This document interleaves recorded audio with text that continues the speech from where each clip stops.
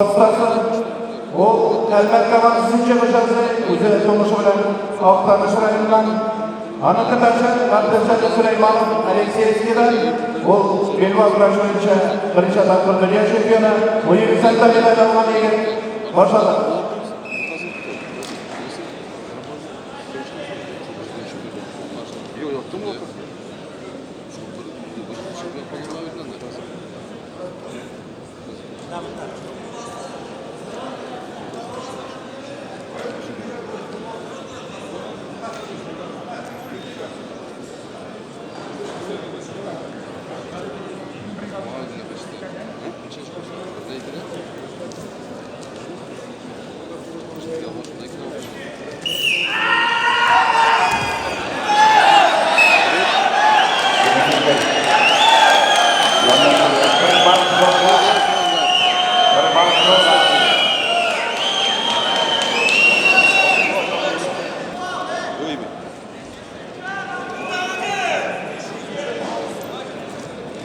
Ulan yarak girgen evi yerden de.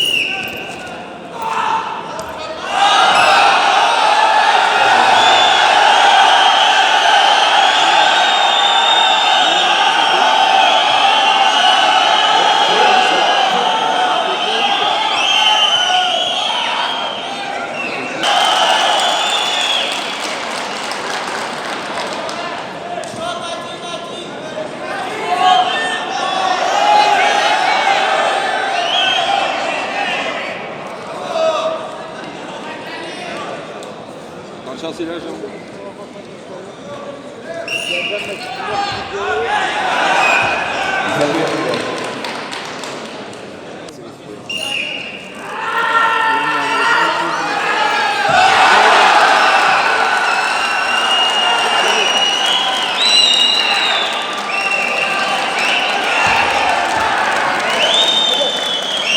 Dolayısıyla ilk minut 26 sekund dışında bir minut.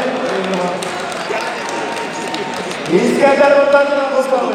İkisi şampiyonluğu göre.